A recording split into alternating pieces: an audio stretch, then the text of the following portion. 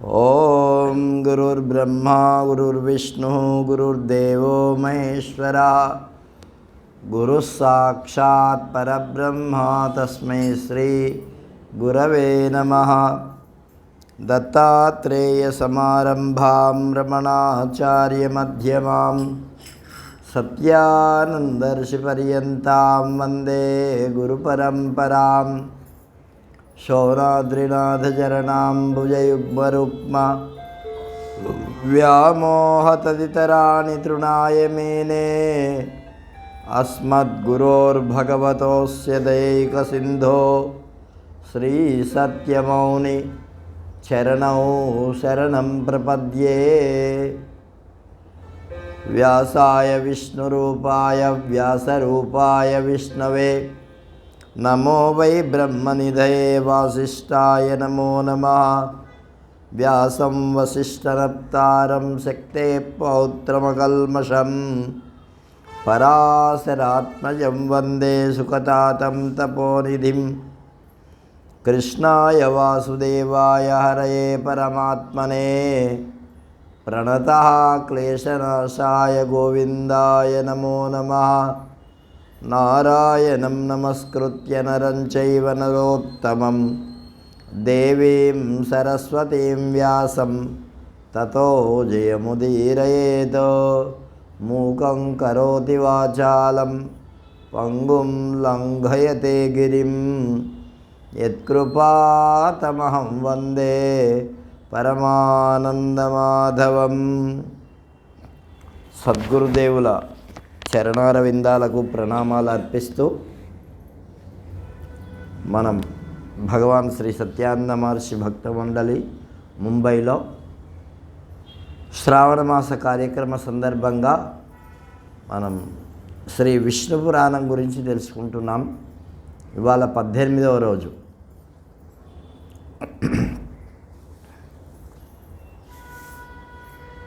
నిన్న మనం ఆశ్రమ ధర్మాల గురించి తెలుసుకున్నాం.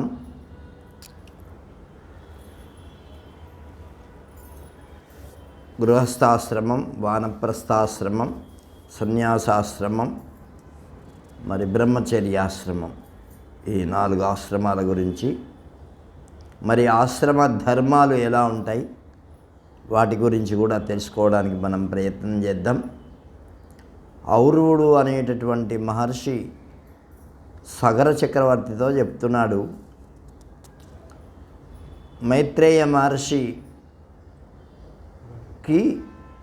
పరాశర మహర్షి ఈ విధంగా ఔర్యుడు ఇలా చెప్పాడయ్యా అని చెప్తున్నాడు.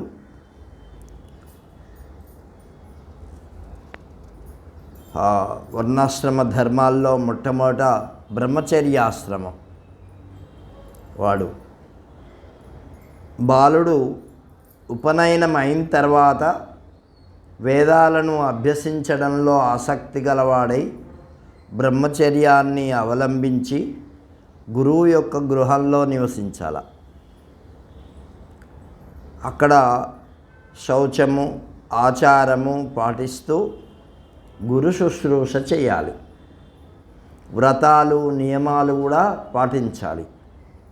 వేదాభ్యాసం చెయ్యాలి.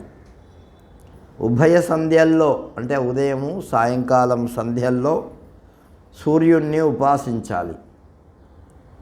మధ్యాహ్నం అగ్నిని వేల్చాలి. గురువుకు ఆ తర్వాత అభివాదనం చేసి అంటే నమస్కారం ప్రతినిత్యము చెయ్యాల. గురువు నిలబడితే శిష్యుడు నిలబడాలి. గురువు నిలబడితే తాను కూర్చోకూడదు.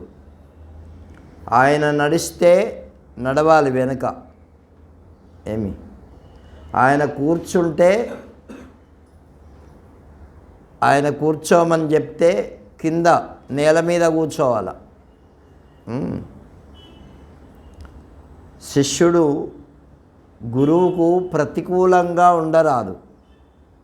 ఏ మార్గంలో గురువు గారు ఉంటారో ఆ విధంగా మనం ఆయనకు అనుకూలంగా నడుచుకోవాలి. ఇదే విషయము భర్తకు భార్య కూడా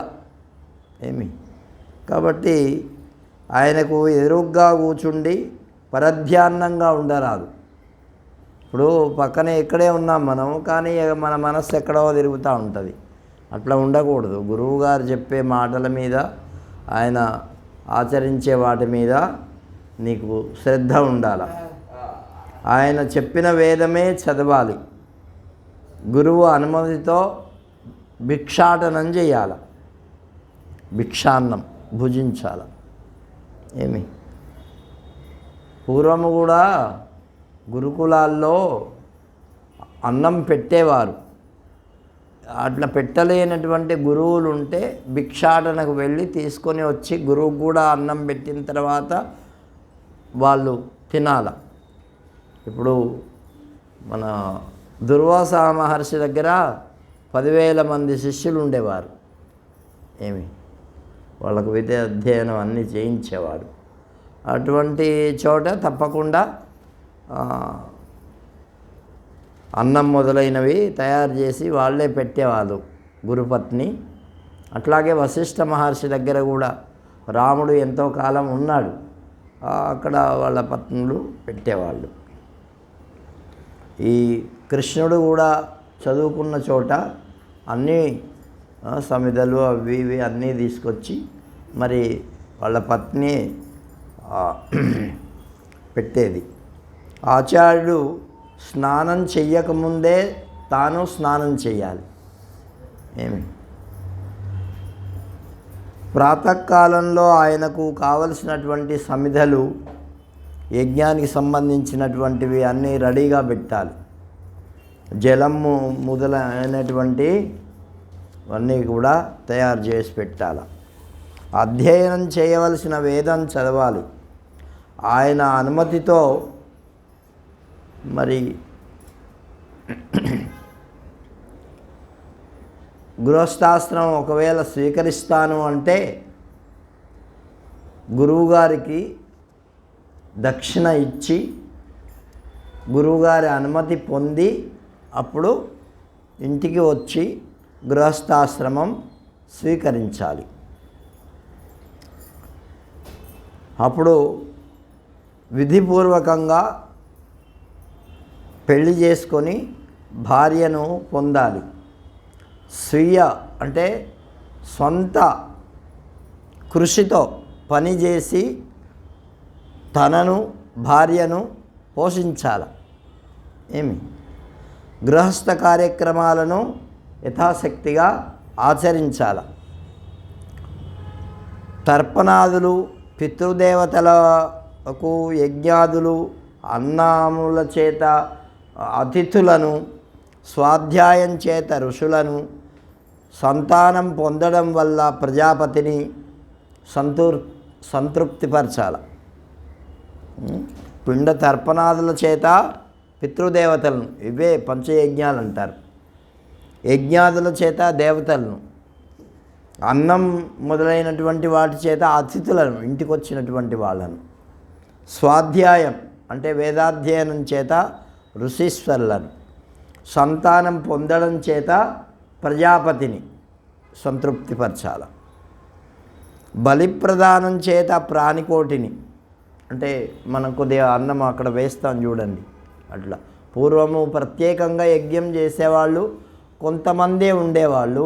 పూర్వము అన్నము మన కట్టెల మీద వండుకునేవాళ్ళు. కాబట్టి ఆ అన్నం తీసి కొద్దిగా చుట్టూ ఆ అన్నం యొక్క గిన్నె, కుండ ఏదైతే ఉందో దాన్ని శుభ్రం చేసి దానికి బొట్టు పెట్టి అప్పుడు తీసి ఆ కొద్దిగా అన్నము ఆ అగ్నిలో వేసేవాళ్ళు. అదే యజ్ఞం. ఇక రోజు యజ్ఞం అంటే వేరే చేసేవాళ్ళు. ఇప్పుడు అవి పోయినాయి, గ్యాసులు వచ్చినాయి. గ్యాస్ మీద వేసావనుకో ఆ కాస్త పొయ్యి మళ్ళీ రిపేర్కి పోవాలి అది. కాబట్టి అట్లా అయిపోతున్నాయి మన రోజు రోజుకి. అట్లా బలిప్రదానం చేత ప్రాణికోటిని, వాత్సల్య గుణం చేత సమస్త జగత్తును, జీవుడు తన కర్మల చేత పొందదగినటువంటి లోకాలను పొందుతాడు. భిక్షాన్నం భుజించేటటువంటి పరివ్రాజకులు బ్రహ్మచారులు, గృహస్థాశ్రమ స్వీకారం చేసిన వారిపైనే ఆధారపడి ఉంటారు. అంటే సన్యాసులు మొదలైనటువంటి బ్రహ్మచారులు వాళ్ళందరూ కూడా గృహస్థుని మీదనే ఆధారపడి ఉంటారు. కాబట్టి వాళ్లకు కూడా ఆహార పదార్థాలను ఇవ్వాల. అందుకనే గృహస్థాశ్రమము శ్రేష్టమైంది అని చెప్పినారు. ఇంకా వేదాధ్యయనం కోసం, పుణ్యతీర్థాల కోసం, భూమిని ప్రదక్షిణం చేసడం కోసం, పుణ్యక్షేత్రాలను సందర్శించడం కోసం తిరిగేటటువంటి పూర్వము విప్రులు, తీర్థయాత్రికులు ఉండేవాళ్ళు. అప్పుడు పూర్వము అన్న విక్రయశాలలు లేవు. అటువంటి వాళ్ళకు కూడా వీడు గృహస్థుడు అన్నం పెట్టాల. ఏమి అట్లా అన్నం అమ్ముకునేటటువంటి వాడిని మంచివాడని చెప్పేవారు కాదు. అన్నం అమ్ముకోకూడదు అని చెప్తారు. ఇప్పుడు ప్రతిదీ అమ్మడమే.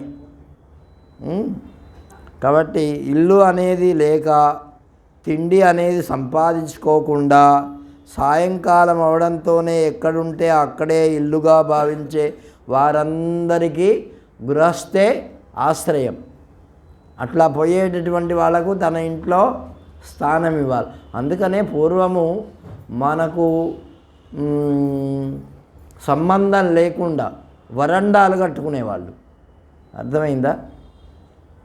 ఇంట్లో లోపలికి పోవడానికి గడియ వేసుకొని వాళ్ళ లోపల ఈ వరండాలో ఎవరిని లేపాల్సినటువంటి అవసరం లేదు.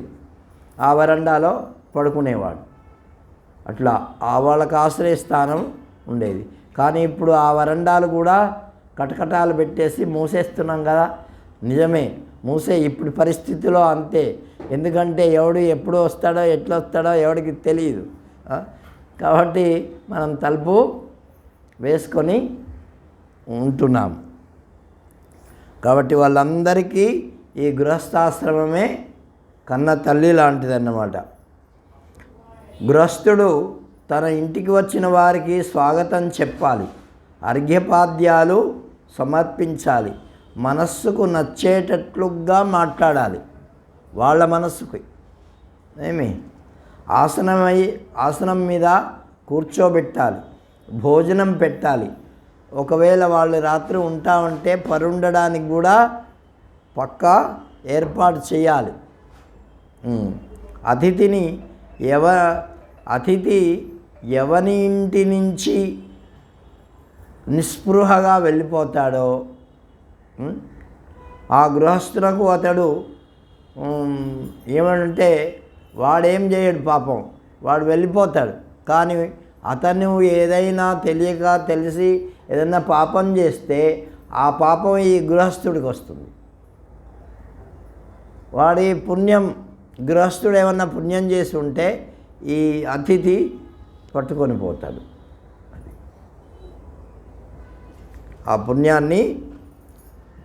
కాబట్టి గృహస్థునకు అతిథిని అవమానించడం కానీ, అహంకారం ప్రదర్శించడం కానీ, దంబాలు పలకడం కానీ, పరితపించడం కానీ, ఈ కొంతమంది ఇచ్చి కూడా బాధపడుతుంటారు కదా, అయ్యో ఇచ్చేసానే అట్లా కానీ, తర్వాత వాళ్ళతో దురుసుగా మాట్లాడడం కానీ, కొట్టడం కానీ ఇవన్నీ ఏమీ చెయ్యరాదు అతిథి ఇంటికి వచ్చినటువంటి.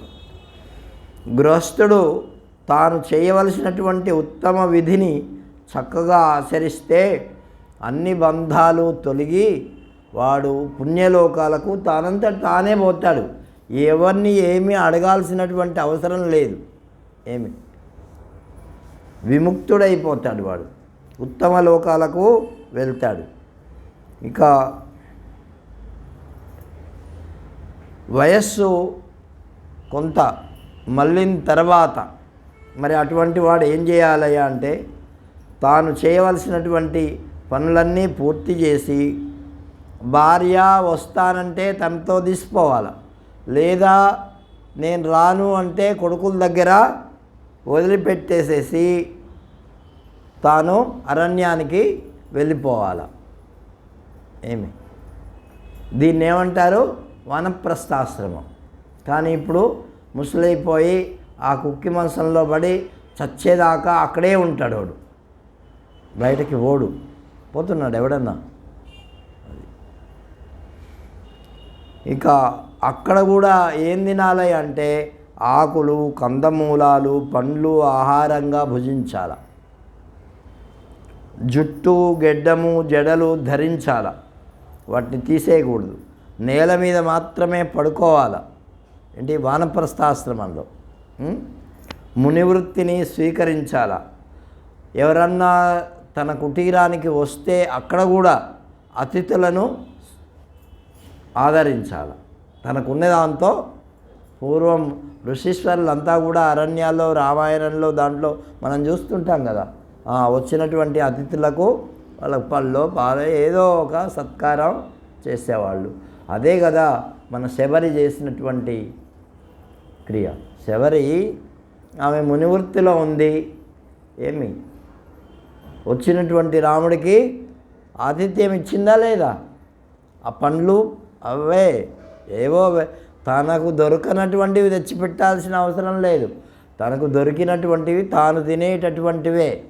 కాబట్టి దేవతలకు కూడా నివేదన కూడా తనకు దొరికినటువంటి వస్తువులనే నివేదన పెట్టాలి. ఇంకా ఏదో ఎక్కడి నుంచో ప్రత్యేకంగా సంపాదించి తీసుకోవాల్సినటువంటి అవసరం లేదు. కాబట్టి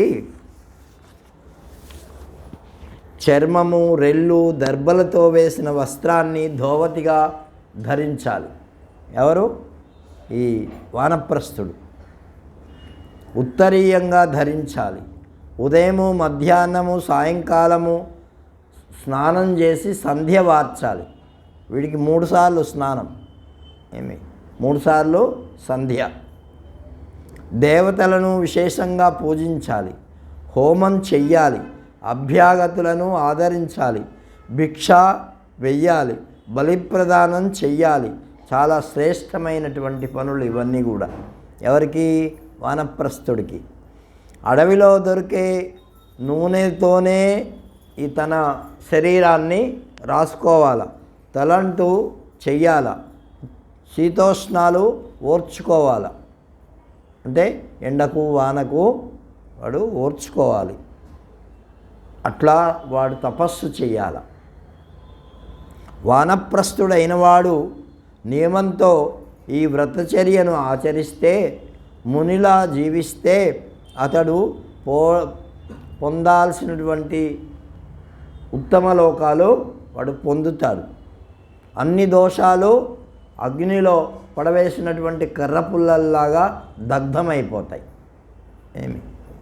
శాశ్వతమైనటువంటి లోకాన్ని వాడు పొందుతాడు, జయిస్తాడు.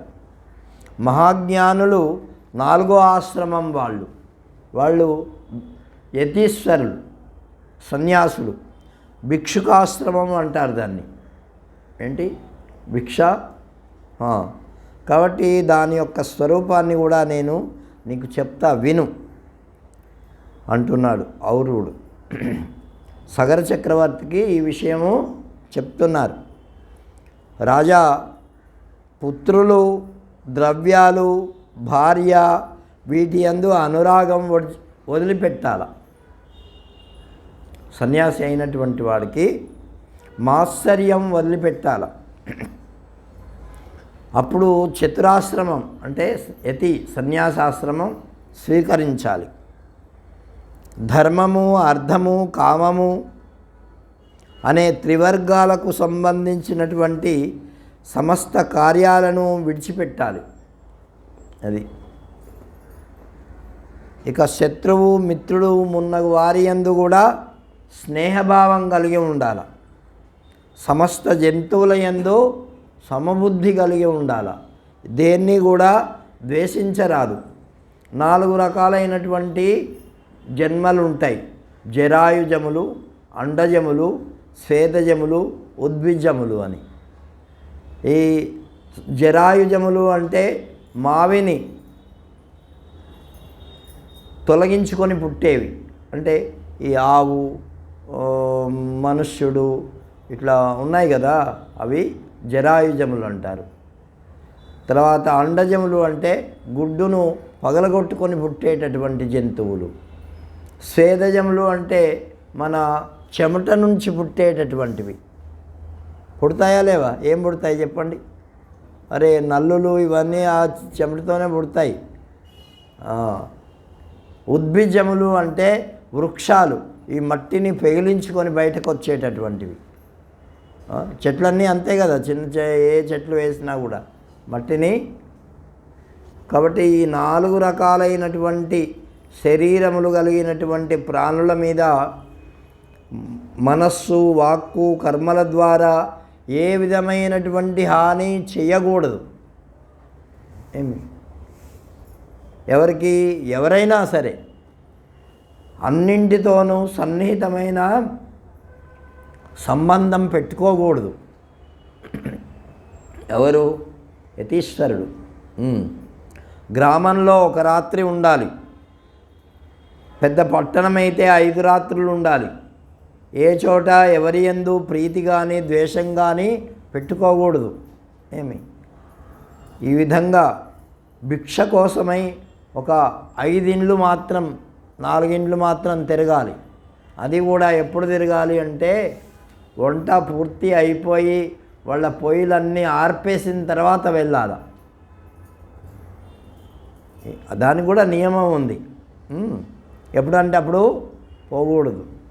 భోజనాలు చేశాక పోవాల. ప్రాణయాత్రకై ఆకలి తీర్చుకోవడానికి మాత్రమే వాడు భిక్ష చెయ్యాల, కూడబెట్టుకోవడానికి కాదు.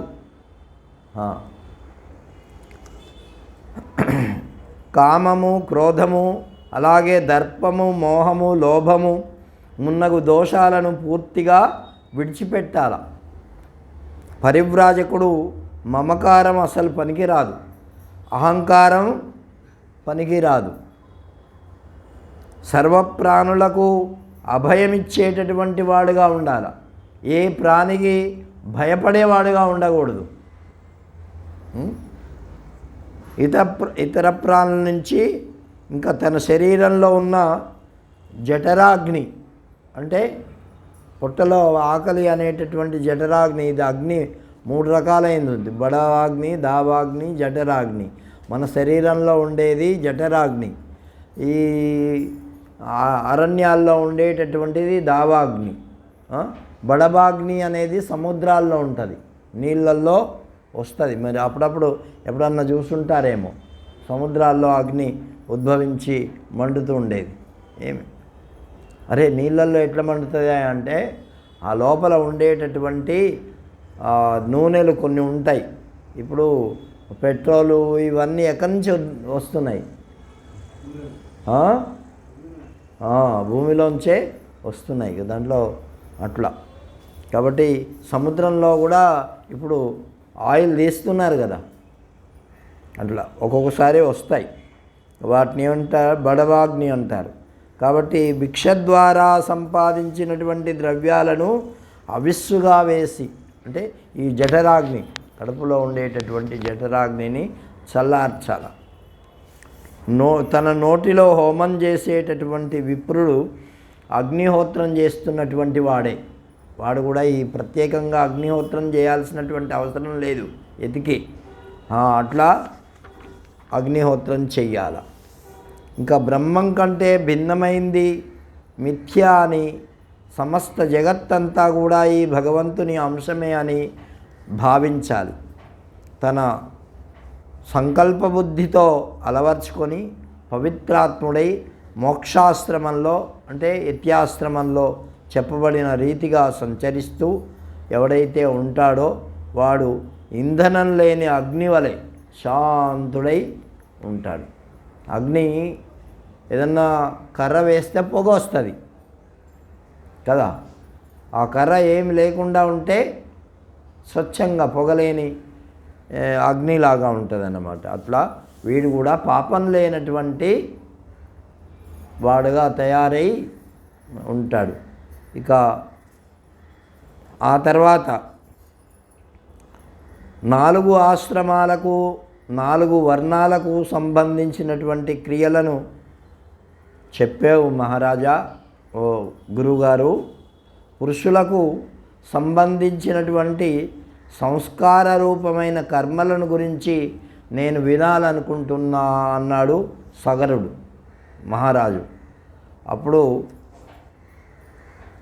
ఇంకా నీవు సర్వజ్ఞుడివని పురుషుల నిత్య కర్మలు, నైమిత్తిక కర్మలు, కామ్యకర్మలు అంటే కోరికలతో చేసేటటువంటి కర్మలు ఇవి పూర్తిగా వినాలనుకుంటున్నాను అని వినయంగా సగరుడు అడిగితే ఔర్వ మహర్షి చెప్తున్నాడు, అయ్యా నీవు అడిగిన ప్రశ్నలు మానవుడికి చాలా ఉపయోగకరమైనటువంటివి. వాళ్ళు ఎలా ఉండాలో ఆ విషయాలన్నీ చెప్తాను, విను. నిత్యము నైమిత్తిక కర్మలకు సంబంధించినటువంటి విషయం అంతా విను. పుట్టిన కుమారునికి తండ్రి జాతకర్మ చెయ్యాలి. ఎప్పుడైతే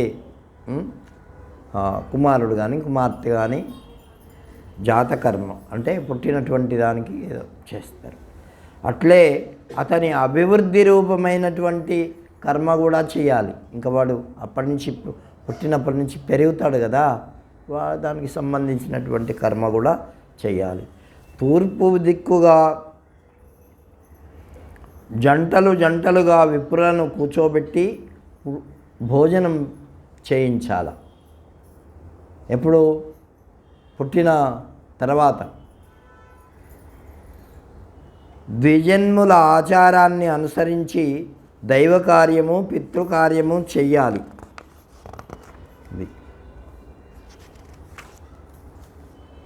పెరుగు, యవలు, రేగుపళ్ళు వీరితో కలిసినటువంటి పిండాలను దైవతీర్థంగా భావించి అంగుళ్యగ్రం మీదుగా నాందీముఖ శ్రాద్ధం చెయ్యాలి. అంటే ఈ చేతుల ద్వారా ఇట్లా తర్పణాలు ఇచ్చేటప్పుడు చేయిస్తారు. ఈ వేలు ద్వారా నీళ్ళు వదిలిపెట్టాలి. కొంతమందికి ఈ చిట్కన వేలు ద్వారా వదిలిపెట్టాలి. అట్లా కొన్ని క్రియలు ఉన్నాయి. కాబట్టి లేదా ప్రాజాపత్య తీర్థంలా కనిష్ఠిక అంటే ఇది చిన్నది నిర్వహిస్తూ సమస్తములైనటువంటి ఉపచారములను చేస్తూ ప్రదక్షిణం గావించి సర్వ సమృద్ధి వృద్ధి కర్మను చేయాలి. ఆ తర్వాత 10వ రోజున తండ్రి స్వయంగా నామకరణం చెయ్యాలి. దైవనామం ఇప్పుడుండే పేర్లు చూడండి, అప్పుడు చెప్పిన పేర్లు ఎలా ఉన్నాయో చూడండి. ఇక్కడ ఆచారం అట్లా ఉన్నదేమో, దీంట్లో మాత్రం 10వ రోజు చెప్పాడు.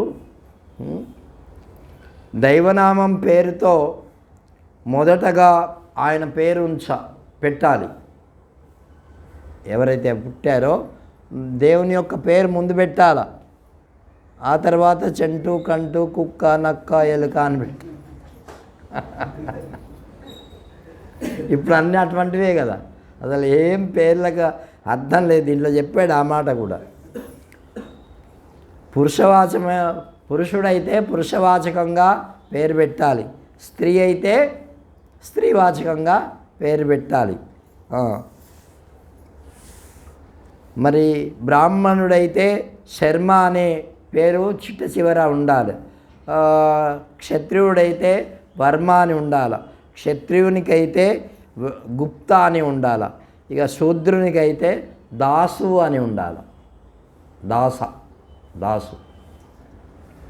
కాబట్టి అర్థం లేని పేరు పెట్టకూడదు. అప్రస్తుతమైనటువంటి పేరు పెట్టకూడదు.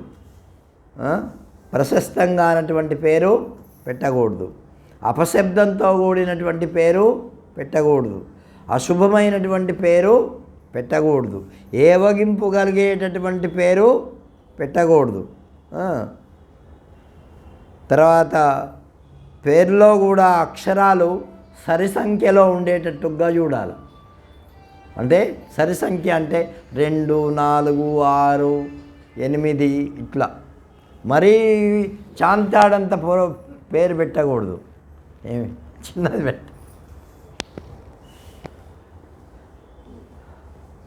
అర్థం లేని అట్లా ఇంకా పేరు మరీ పొడుగుగా ఉండకూడదు, మరీ పొట్టిగా కూడా ఉండకూడదు. ఏమి గురువు అక్షరాలతో కానీ ఉండరాదు. గురువు అంటే లఘు, గురువు అంటే సంయుక్త అక్షరాలు ఉంటాయి కదా, అవి ఉంటే ఆ పలకడం కష్టమైపోతుంది. అందుకని ఈ కవులకు తెలుసు ఈ గురువులు లఘువులు, కాబట్టి గురువు అక్షరాలతో ఉండకూడదు. ఉచ్చరించడానికి తేలిగ్గా ఉండాలి. చివరి అక్షరం లఘు అయి ఉండాలి, అంటే పొట్టి అక్షరం ఉండాలి, పొందిగ్గా ఉండాలి. ఆ తర్వాత చూడు, పేరుకు కూడా ఎన్ని లక్షణాలు చెప్పారు. మన వాళ్ళు ఏం పేర్లు పెడుతున్నారో ఇప్పుడైతే ఏం అర్థం కావటంలే. అదే ఒకడు వచ్చాడు మొన్న, ఏదో చెప్తున్నాడు వాడు, మయాంక్ అంటే బాగుంది, వాటిది మరొకటి ఏదో, ఒకటి అంటే మయాంక్ అంట, ఒకటి మరొకటి ఏదో చెప్పాడు వాడు. అసలు దానికి అర్థం లేదు, అర్థం లేదు, ఏం లేదు. అటువంటి పేర్లు పెడుతున్నారు. శశాంక్ పెడితే బాగుండు. శశాంక్ అంటే కూడా చంద్రుడు అనే అర్థం. శశాంక శేఖర అంటే చంద్రుడిని ధరించినటువంటి పరమశివుడు అని.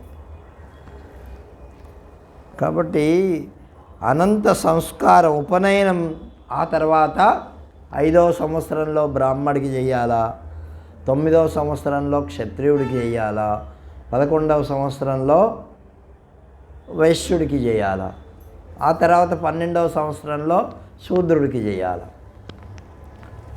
అధ్యయనం పూర్తి అయ్యాక గురువుకు దక్షిణ సమర్పించి గృహస్థ జీవితం మరి కావాలనుకుంటే వివాహం చేసుకోవాలి, లేదా భార్యను పరిగ్రహించాలి, అంటే భార్యను పెళ్లి చేసుకోవాలి.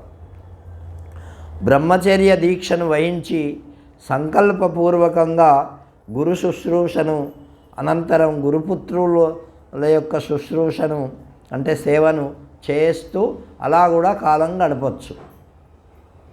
లేదా తన ఇష్టాన్ని అనుసరించి వానప్రస్థుడు కావాలి, లేదా సన్యసించి పరివ్రాజకుడు అంటే యతి సన్యాసి కావాలి. పూర్వం తాను చేసుకున్నటువంటి సంకల్ప విధంగా అతడు ఆచరించాలి. నువ్వేమో అవ్వాలని అనుకుంటున్నావో ఆ ప్రకారంగా చేయాలి. గృహస్థాశ్రమంలో ప్రవేశించే కోరిక ఒకవేళ ఉంటే, మన వాళ్ళందరూ గృహస్థాశ్రమే కదా ఎక్కువ, తన వయస్సులో 3 వంతుల వయస్సు గల స్త్రీని పెళ్ళాడాలి. ఇది కొద్దిగా కఠినమే. ఏం చెప్తున్నాడంటే, ఇప్పుడు 30 ఏళ్ళు వాడికి ఉన్నాయనుకో, 10 ఏళ్ళ అమ్మాయిని పెళ్లి చేసుకోవాలంట చెప్తున్నాడు. తన వయస్సులో 1/3 వంతు వయస్సు గల ఆమెను పెళ్లి చేసుకోవాలి. ఇంకా ఆమె ఎట్లా ఉండాలి అంటే, జుట్టు మరీ ఎక్కువగా ఉండకూడదు, మరీ పొట్టిగా ఉండకూడదు, ఏమి ఎక్కువ నల్లగా ఉండేటటువంటి వాళ్ళని చేసుకోకూడదు, లేదా తెల్లగా మరీ తెల్లగా ఉండే వాళ్ళని కూడా చేసుకోకూడదు. పుట్టుకతో అవయవాలు లోపంగా ఉన్నటువంటి వాళ్ళని చేసుకోకూడదు. అవయవాలు ఎక్కువగా ఉండేటటువంటి వాళ్ళని కూడా చేసుకోకూడదు. చేతులు కాళ్ళు కొంతమందికి ఉంటాయి కదా ఎక్కువ. అపవిత్రురాల్ని పెళ్లి చేసుకోకూడదు. రోమాలు శరీరం అంతా ఉండేటటువంటి రోమాలు ఉండేదాన్ని చేసుకోకూడదు. కులం తక్కువ దాన్ని చేసుకోకూడదు. రోగంతో ఉన్నదాన్ని చేసుకోకూడదు. దుష్టురాల్ని చేసుకోకూడదు. చెడ్డ మాటలు మాట్లాడేదాన్ని చేసుకోకూడదు. తల్లిదండ్రులలో అవయవలోపం ఉన్నదాన్ని కూడా చేసుకోకూడదంట. అంటే వాళ్ళ అమ్మకు వాళ్ళ నాన్నకు ఇట్లా అవయవ లోపాలు ఉండే వాళ్ళు ఉంటారు కదా, వాళ్ళని కూడా చేసుకోకూడదని చెప్తున్నాడు ఇక్కడ. ఎందుకంటే మన వంశము 5 తరాలు 7 తరాల వాళ్ళని చూసేవాళ్ళు కదా. కాబట్టి గడ్డం మీసం కనిపించేటటువంటి వాళ్ళను చేసుకోకూడదు. మగరాయిళ్ళ కనిపించేటటువంటి దాన్ని చేసుకోకూడదు. ఇంకా బొంగురు గొంతు దాన్ని చేసుకోకూడదు. పీలగా బలహీనంగా ఉండేదాన్ని చేసుకోకూడదు. కీచు గొంతు కలిగినటువంటి ఆమెను కూడా చేసుకోకూడదు. వెంట్రుకలు కనురెప్పలు ఈ మధ్యలో లేని దాన్ని చేసుకోకూడదు. అలాగే మిడిగుడ్లు కలిగినటువంటి దాన్ని చేసుకోకూడదు. తర్వాత పిక్కలపై రోమాలు ఉన్నదాన్ని, ఎత్తైన చీలమండలు ఉండేటటువంటి ఆమెను, నవ్వుతూ ఉండగా ఎలాగో కనిపించేటటువంటి ఆమెను, అంటే కొద్దిగా నవ్వితే ఎక్కిలిగా ఉంటుంది కదా, అటువంటి వాళ్ళను చేసుకోకూడదు. మిక్కిలి భయంకరమైన కాంతి, ఇట్లా గప్పని కొట్టే వాళ్ళు ఉంటారు కదా కొంతమంది, అటువంటి వాళ్ళను చేసుకోకూడదు. తెల్లని గోళ్ళు ఉన్నటువంటి ఆమెను చేసుకోకూడదు. ఎర్రని కళ్ళు ఉండేటటువంటి ఆమెను, తర్వాత ఇటువంటి వాళ్ళను పెళ్లి చేసుకోకూడదు. బాగా ఈ పాదాలు కొంతమందికి లావుగా ఉంటాయి, అటువంటి వాళ్ళను చేసుకోకూడదు. జబ్బలు కొద్దిగా ఎత్తు ఉండేటటువంటి వాళ్ళను చేసుకోకూడదు. మరుగుజ్జు అయినటువంటి ఆమెను కూడా చేసుకోకూడదు. కనుబొమ్మలు కలిసిపోయినటువంటి ఆమెను కూడా చేసుకోకూడదు. అంటే ఇక్కడ ఇవి కలిసిపోతాయి కొంతమందికి. కాబట్టి ఎడమైనటువంటి పళ్ళు, అంటే ఎత్తు పళ్ళు, ఇట్లా పళ్ళు మధ్యలో సందులు ఇట్లా ఉండే వాళ్ళని కూడా చేసుకోకూడదు. భయంకరమైన ముఖం కలిగినటువంటి ఆమెను కూడా చేసుకోకూడదు. తల్లి వైపు నుండి 5 తరాల సంబంధం ఉంటే ఆమెను కూడా చేసుకోకూడదు.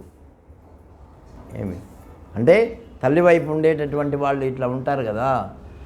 ఇప్పుడు చాలామంది డబ్బులు వాళ్ళ ఆస్తి ఎక్కడ పోతుందో అని వాళ్ళకే ఇచ్చి పెళ్లి చేస్తుండే,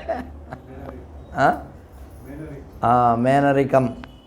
తర్వాత తండ్రి వైపు 7 తరాలు సంబంధం ఉండేటటువంటి వాళ్ళు, 7 తరాల వరకు సంబంధం ఉండే వాళ్ళని చేసుకోకూడదు.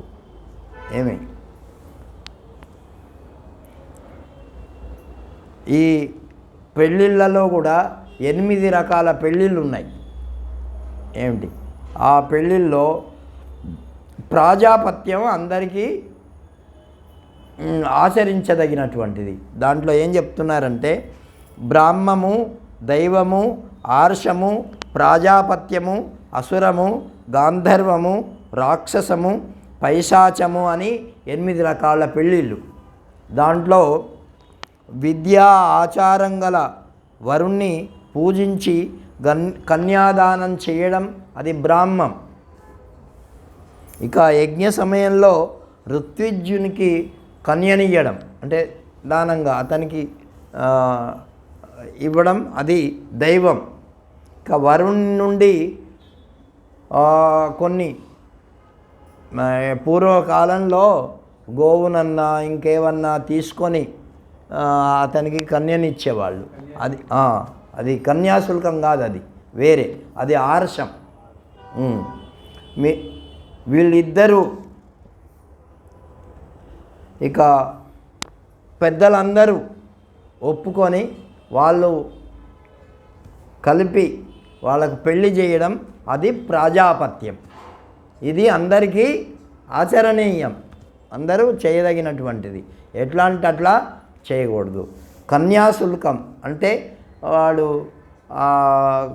వరుణ్ దగ్గర ఎంతో కొంత ధనం తీసుకొని ఇంత అయితే ఇంత వాడు అడిగితే కన్యనియ్యడు, ఇవ్వకపోతే ఇంత ధనం ఇస్తానయ్యా అది ఇస్తానయ్యా అని చెప్తే అప్పుడు వాడు ఇస్తాడు. అటువంటి కన్యాశుల్కం అంటారు. అది అసురం, అంటే రాక్షస వివాహం ఒక రకంగా. కన్యా వరుడు పరస్పరం ఒప్పుకొని చేసుకునేటటువంటిది గాంధర్వ వివాహం. ఇది ఎప్పుడు చేసుకోవాలంటే తల్లి తండ్రి లేనటువంటి వాళ్లకు, అందరికి కాదు. అసలు మన సంప్రదాయంలో అందరికీ ప్రాజాపత్య వివాహమే సరి అయినటువంటిది. అంటే పెద్దలు కూర్చినటువంటి వివాహం చేసుకోవాలి. ఇంకా కన్య వైపు ఉన్నటువంటి వాళ్ళతో అంటే వాళ్ళు ఇవ్వనంటే కూడా ఆమెకి ఇష్టమైతే వాళ్ళతో యుద్ధం చేసి ఆ కన్యను తెచ్చుకొని వివాహం ఆడడం, అది రాక్షస వివాహం. ఈ మన రుక్మిణీదేవిని కృష్ణుడు వివాహం ఆడింది అదే రాక్షస వివాహం. అంటే కన్య ఏమన్నది, అయ్యా నువ్వే కావాలి అని మరి కబురు పెట్టింది. వీళ్ళేమో ఇంట్లో వాళ్ళేమో ఇవ్వటం లేదు. ఏం చేయాలి అప్పుడు? అది క్షత్రియులకు తగింది, ఒక్కొక్కరికి ఒక్కొక్క. కాబట్టి ఆయన వెళ్ళి మరి కన్యను తీసుకొని వస్తుంటే, రుక్మిణిని తీసుకొస్తుంటే కొంతమంది యుద్ధానికి వచ్చారు. వాళ్ళను కూడా కొంతమందిని చంపాడు, కొంతమందిని చంపలే. వాళ్ళకు శిక్ష వేసి వదిలిపెట్టి వచ్చాడు. తన రాజ్యానికి వచ్చిన తర్వాత ఆమెను పెళ్లి చేసుకున్నాడు. కాబట్టి నిద్రించిన మైమర్చి ఇట్లా ఉండేటటువంటి వాళ్ళను పెళ్ళి చేసుకోకూడదు. కాబట్టి అది పైశాచికం అంటారు. ఏది ఎవరికి ధర్మమో, ఏ వర్ణానికి ఏది యుక్తమో మహర్షులు పెద్దలు ఏ విధంగా చెప్పారో ఆ విధంగా పెళ్లి చేసుకొని భార్యను స్వీకరించాలి. ఈ అన్నిటికంటే పైశాచికమైనటువంటి వివాహం ఎప్పుడూ చేసుకోకూడదు. ఈ విధంగా సహధర్మచారిని పొంది ఆమెతో కలిసి గృహస్థ జీవితం కొనసాగించాలి. గార్గ్యస్థం అంటే నియమబద్ధంగా చక్కగా నిర్వహించేటటువంటి ఏ గృహస్థాశ్రమం అయితే ఉందో అది చాలా గొప్ప ఫలితాన్ని ఇస్తుంది, వాళ్ళకు స్వర్గాన్ని ఇస్తుంది. అంతేకాదు మంచి లోకాలకు వాడు వెళ్తాడు అని. ఇంకా గృహస్థుని యొక్క సదాచారం అంటే వాడు ఎట్లా మెలగాలి, ఎట్లా ఉండాలి, ఏం చేయాలి అనేటటువంటి విషయాలు కూడా ఇక్కడ చెప్తున్నారు. సదాచారం అంటే అసలు ఏంటి అంటే మంచి ఆచరణ, వాడి నడవడిక మంచిగా ఉండాలి. ఈ మంచి సదాచారం కలిగినటువంటి వాడికి ఈ లోకంలో పరలోకంలో కూడా కీర్తి ప్రతిష్టలు వస్తాయి. కాబట్టి సదాచార స్వరూపం విను, చెప్తాను. ఈ లోకంలో పరలోకంలో వాడికి సంబంధించిన లోకాలన్నింటినీ జయిస్తాడు. అంటే తనంతట తానే వస్తాయి అని అర్థం. సత్ అంటే మంచి, సాధువులు అంటే పాపం పోయినటువంటి వాళ్ళు సాధువులు. అటువంటి సజ్జనులు ఆచరించేటటువంటి కర్మలను సదాచారము అంటారు. అంటే నీకు పాపం ఉండదు వాళ్ళ ఆచరణ చేస్తే. ఇక సప్తర్షులు, మనువులు, ప్రజాపతులు ఈ సదాచారం గురించి ఎన్నో రకాలుగా చెప్పేవారు, చేశారు కూడా. కాబట్టి ఓ రాజా, బుద్ధిమంతుడు బ్రాహ్మీ ముహూర్తంలో నిద్ర లేవాలి. అంటే 4:30, 5 ఆ ప్రాంతంలో ఉదయం నిద్రలేచి మనస్సులో ధర్మం గురించి, దానికి విరుద్ధం కాని అర్థం అంటే ధనం గురించి ఆలోచించాలి. ధర్మార్థాలకు హాని కలిగించినటువంటి కోరిక, దాన్ని తీర్చుకోవడానికి వాడు ఆలోచించాలి. కాబట్టి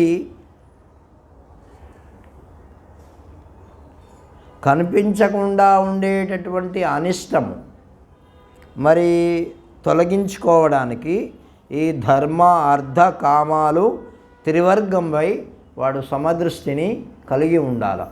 అంటే ధర్మాన్ని ఆచరించాలా, తర్వాత అర్థం అంటే ధర్మానికి విరుద్ధంగానటువంటి ధనాన్ని సంపాదించాలా, ఆ ధనం చేత ధర్మమునకు విరుద్ధం కానటువంటి సుఖభోగములను అనుభవించాల. ఇది కాబట్టి ఓ రాజా, ధర్మానికి హాని కలిగేటటువంటి అర్ధకామాలను రెండింటినీ వదిలిపెట్టాలి. అంటే ధర్మంగా రానటువంటి ధనం దాన్ని వదిలిపెట్టాలి. తన కోరికలు తీర్చుకోవడానికి ఈ ధనం పనికి వస్తుంది కదా అని ధర్మంగా అన్నటువంటి ధనాన్ని కూడా వదిలిపెట్టాలి, ఎవరు దాన్ని స్వీకరించకూడదు. మోక్ష పురుషార్థమైనటువంటి మిక్కిలి కష్టం కలిగించేటటువంటిది. కాబట్టి లోకం ఎక్కువగా ద్వేషించేటటువంటి ధర్మాన్ని కూడా త్యజించాలి. బ్రాహ్మీ ముహూర్తంలో లేచి ధర్మార్థ కామ మోక్షాలను గురించి విచారించి పిమ్మట నైరుతి మూలగా ధనస్సు బాణం వేసినంత దూరంలో వాడు పోయి మలమూత్రాలను విసర్జించాలి. ఎంత దూరం? ఒక బాణం వేస్తే ఎంత దూరం పోతుందో అంత దూరం పోయి. ఇప్పుడేమైనా ఒక ఆయన అన్నాడు, అంటే ఎప్పుడైతే భోజనశాల వైపే ఈ మలమూత్ర విసర్జనశాలలు వచ్చాయో అప్పటి నుంచి రోగాలు ఎక్కువైపోయినాయి అంట. అంతకుముందు రోగాలు లేవు ఏమి. కాబట్టి ఇవన్నీ ఇప్పుడు వచ్చేసినాయి. మరి అంత దూరం వెళ్ళి పూర్వము మరి అటువంటి విసర్జన చేసేవాళ్ళు.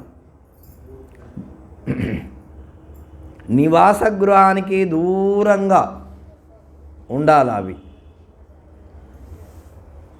ఇంటి వాకిటిలో కాళ్ళు కడిగిన నీళ్ళు, ఎంగిలి నీళ్ళు పారబోయరాదు.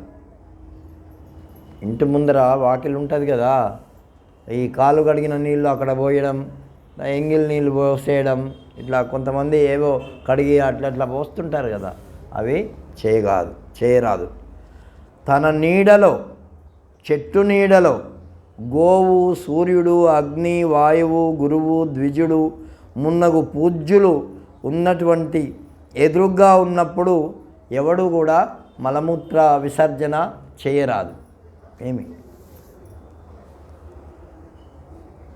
దున్నిన నేలలో మల విసర్జన చేయకూడదు, పంట చేల్లో చేయకూడదు, ఆవుల మందలో చేయకూడదు, జననివాసాల్లో చేయకూడదు, మార్గ మధ్యంలో చేయకూడదు, నదులు మొదలైనటువంటి ఉన్న చోట కూడా ఈ మల విసర్జన చేయరాదు, తీర్థ ప్రదేశాల్లో చేయరాదు, నీళ్ళలోనూ నీరు ఉన్న ప్రదేశాల్లోనూ శ్మశానంలో కూడా మలమూత్ర విసర్జన చేయరాదు, వాటిని త్యజించాలి.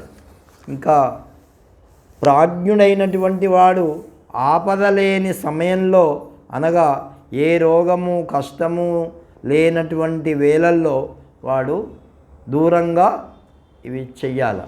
ఇక ఏదన్నా రోగం ఉండో లేకపోతే ఏదైనా ఇబ్బంది కలిగో కొన్ని సమయాల్లో సాధ్యం కాకపోతే రాత్రి దక్షిణముఖంగా మూత్ర విసర్జన చేయాలి. కాబట్టి ఉత్తరముఖంగా పగలు. మల విసర్జన సమయంలో భూమిని గడ్డితో కప్పాలి, శిరస్సు పైన వస్త్రం కప్పుకోవాలి, అక్కడ ఎక్కువసేపు ఉండరాదు, ఏమీ మాట్లాడరాదు ఆ సమయంలో. ఇక పుట్టమన్ను, ఎలుకలు తవ్విన మట్టి, నీళ్ళలోని అడుసు, ఒకరు ఉపయోగించగా మిగిలినటువంటి ఇంటికి మెత్తినటువంటిది, చిన్న పురుగులు ప్రోగు చేసినటువంటి మట్టి, నాగలిచే దున్నినటువంటిది మన్ను ఆ శుద్ధి కర్మలో ఉపయోగించరాదు. అంటే మీరు శౌచానికి పోయిన తర్వాత చేతులు కడుక్కుంటారు కదా, పూర్వం అంటే మట్టితోనే కడిగేవాళ్ళు. ఇప్పుడంటే సబ్బులు బిబ్బులు వచ్చినాయి, కానీ పూర్వము మట్టే. ఒకసారి 2 సార్లు 3 సార్లు ఇట్లా.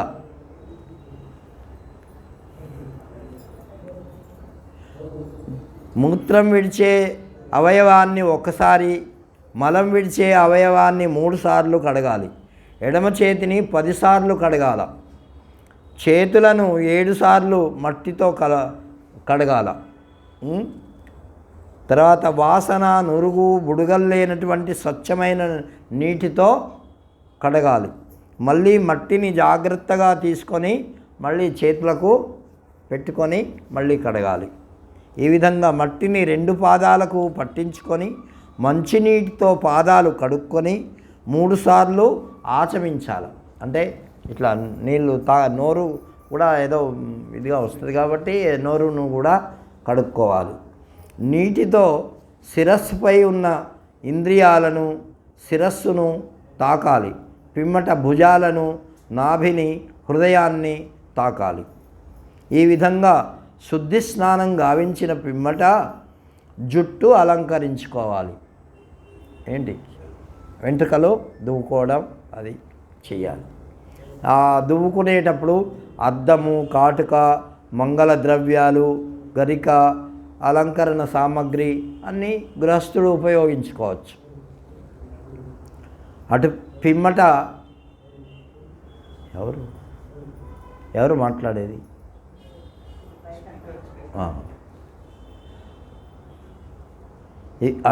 తర్వాత వర్ణధర్మాన్ని అనుసరించి జీవనం కోసం ధనాన్ని సంపాదించాల.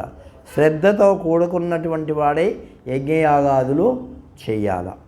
సోమ సంస్థలు, అవిస్సంస్థలు, పాక సంస్థలు ఇవన్నీ కూడా ధనం మీదనే ఆధారపడి ఉంటాయి.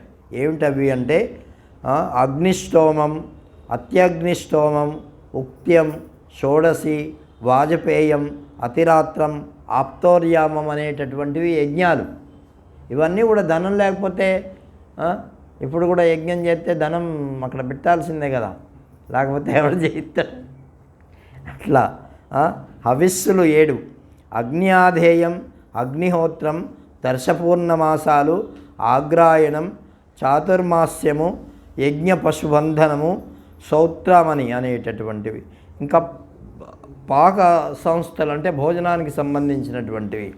ఇవి అష్టక, పార్వణ, శ్రాద్ధ, శ్రావణి, ఆగ్రాయణి, చైత్రి, ఆశ్వయుజి అనేటటువంటివి. ఇవన్నీ కూడా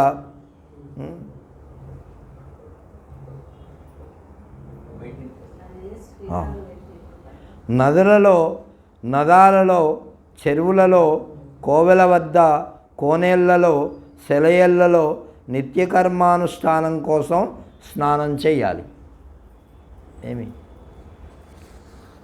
ఇక నూతుల నుండి నీళ్లు తోడుకొని స్నానం చేయవచ్చు. భూప్రదేశంలో స్నానం చేయాలి. అటువంటి ప్రదేశం నూతుల వద్ద లేకపోతే నీళ్లు ఇంటికి తెచ్చుకొని స్నానం చేయాలి. ఇక స్నానం అయిన తర్వాత శుచిగల వస్త్రాలు ధరించాలి. దేవతలకు, ఋషీశ్వరులకు, పితృదేవతలకు తర్పణం చెయ్యాలి. ఆ తర్వాత దేవతలకు, ఋషులకు తృప్తి కోసం 3 సార్లు నీళ్లను వదిలిపెట్టాలి. ప్రజాపతికి అయితే ఒకసారి వదిలిపెట్టాలి. ఇట్లా పితృదేవతల కొరకు 3 సార్లు నీళ్లు వదిలిపెట్టాలి.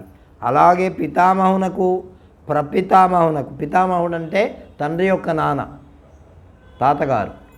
ప్రపితామహునకు అంటే తాతగారి నాన్నగారికి 3 సార్లు నీళ్లు వదిలిపెట్టాలి. అదేవిధంగా మాతామహ అంటే తల్లి యొక్క అమ్మ, మాతృపితామహ అంటే తల్లి యొక్క తాత, వాళ్ళకు కూడా. మాతృ ప్రపితామహ అంటే తల్లి యొక్క తాతగారికి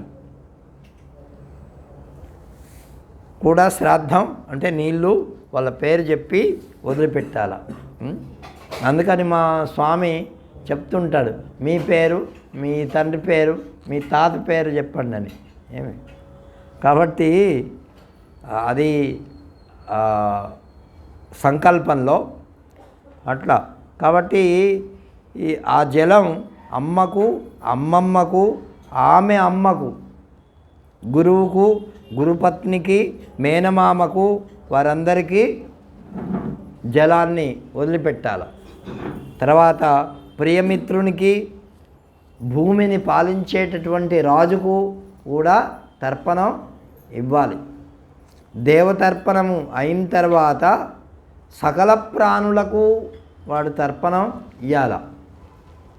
ఏంటంటే దేవతలు, అసురులు, యక్షులు, నాగులు, గంధర్వులు, రాక్షసులు, పిశాచులు, గుయ్యకులు, సిద్ధులు, కూష్మాండులు, తరువులు అంటే పశువులు, పక్షులు, జలచరాలు, భూచరాలు, వాయువును భక్షించి బ్రతికేటటువంటి ప్రాణులు, వీటన్నింటికి కూడా వాడు తర్పణం ఇవ్వాల.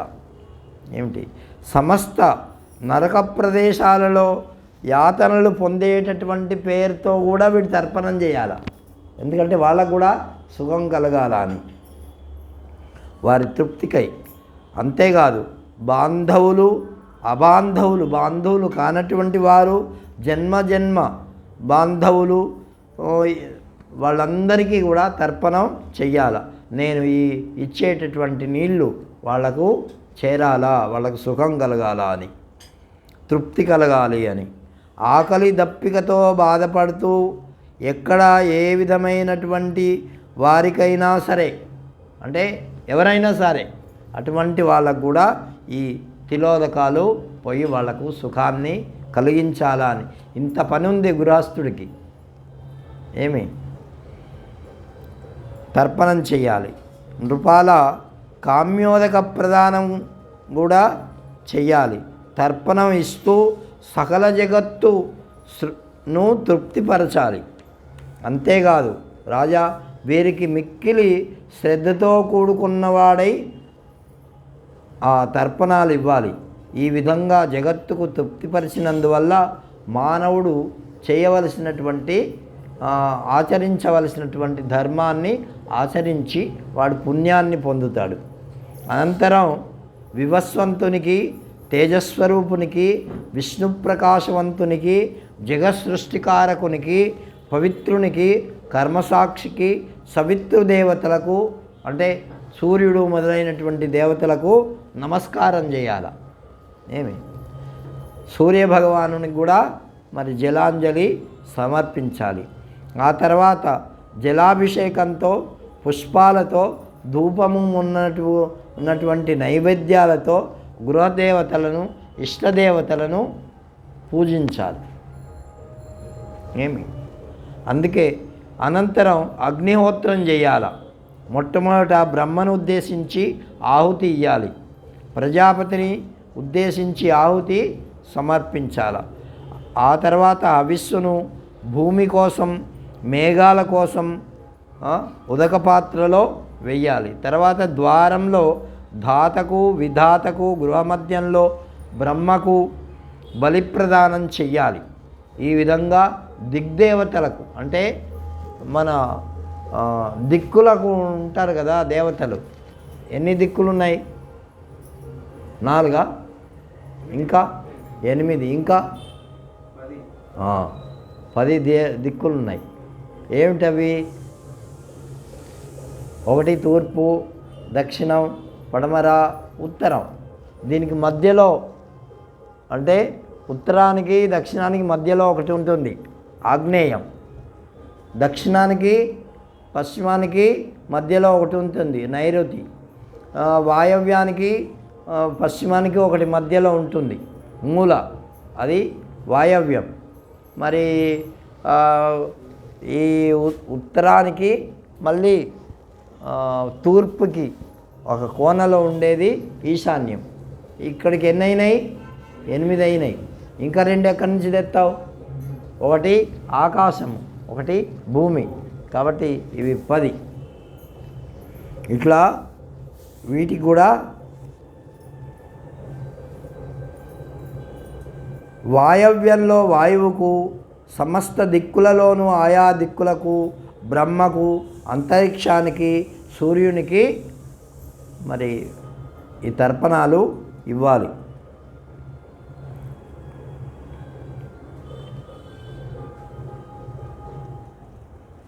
ఆ తర్వాత విశ్వే దేవతలకు, విశ్వభూతాలకు, విశ్వపతులకు, పితరులకు, యక్షులకు బలిని అంటే సమర్పించాలి. బుద్ధిమంతుడైనటువంటి పురుషుడు అన్నం తీసుకొని పవిత్రమైన ప్రదేశంలో మిక్కిలి శ్రద్ధతో కూడినటువంటి వాడై మరి సమస్త ప్రాణులకు ఆహారాన్ని పెట్టాలి. దేవతలు, మనుష్యులు, పశువులు, పక్షులు, సిద్ధులు, యక్షులు, ఉరగులు, దైత్య సంఘాలు, ప్రేతములు, పిశాచాలు, వృక్షాలు, ఇలా అన్నం కోరుకున్నటువంటి వారందరికీ అన్నము పెట్టాల. అది ఎవరికి? ఇది గృహస్థాశ్రమంలో ఉన్నటువంటి వాడి యొక్క ధర్మం. ఇంకా చెప్తున్నాడు, పిపీలిక అంటే చీమలకు, ఎలుకలకు, కుక్కలకు, క్రిమి కీటకాదులకు, మిడతలకు, ఆకలితో ఉన్నటువంటి ప్రాణులందరికీ వీడే అన్నం పెట్టాలి. ఎవరికైతే తల్లి, తండ్రి, బంధువులు లేరో వాళ్ళకు కూడా అన్నం పెట్టాలి. ఎవరికైతే అన్నం లేకుండా ఉంటుందో అటువంటి వారి కోసం, తృప్తి కోసం వాడు అన్నాన్ని పెట్టాలి. సమస్త ప్రాణులు అన్నము నేను విష్ణు స్వరూపమే అని భావించాల. విష్ణువు కంటే వేరు కాదు అని అనుకోవాలి. భూత సముదాయ శరీరభూతమైనటువంటి అన్నాన్ని మరి పోషణ చెయ్యాల. ఏంటంటే వాళ్ళ శరీరం ఎంతో తన శరీరం కూడా అంతే, తన శరీరం ఎంతో వాళ్ళ శరీరం కూడా అంతే. కాబట్టి అన్నం ఉంటేనే ఈ శరీరము నిలుస్తుంది, లేకపోతే నిలవదు. కాబట్టి ప్రాణిగణాలు 14 ప్రాణిగణాలు, వాటి లోపల ఉండే సకల ప్రాణి సమూహాలు తృప్తి పొందాలని అన్నం పెట్టాలి. 14 రకాల ప్రాణిగణాలు ఉన్నాయంట. ఏమిటంటే చెప్తున్నాడు విను. సిద్ధులు, గుయ్యకులు, గంధర్వులు లెక్క పెట్టుకోండి. యక్షులు, రాక్షసులు, పన్నగులు, విద్యాధరులు, పిశాచులు, ఇవి దేవయోనులు. వీళ్ళు సరీసృపాలు అంటే పాము, ఇంకా ఇట్లా పాకుతూ నడిచేటటువంటి జంతువులు, అవి సరీసృపాలు అంటారు. వానరాలు, వానరాలు అంటే ఏంటి? కాదు, వానరం అంటే కోతి. ఇప్పుడు ఊళ్ళో బాగా కోతులు ఉన్నాయి, భరించలేకుండా ఎక్కడైనా వచ్చేసినాయి అవి. కిసాన్ నగర్లో అయితే విపరీతం, మన వేంపేటలో అయితే విపరీతం. ఆ చెట్లన్నీ కొట్టేసినారు పాపం వాళ్ళు. అంతా తిరిగి తిరిగి వచ్చేది ఆ పెద్ద చెట్లు ఉండే మన దగ్గర, దాని మీద పడుకునేది. ఇక అన్నీ ఇట్లా వేస్తే అంత వాసన, ఆశ్రమం అంతా వాసన. సరే అవి కొట్టేస్తున్నారు, ఏం చేద్దాం.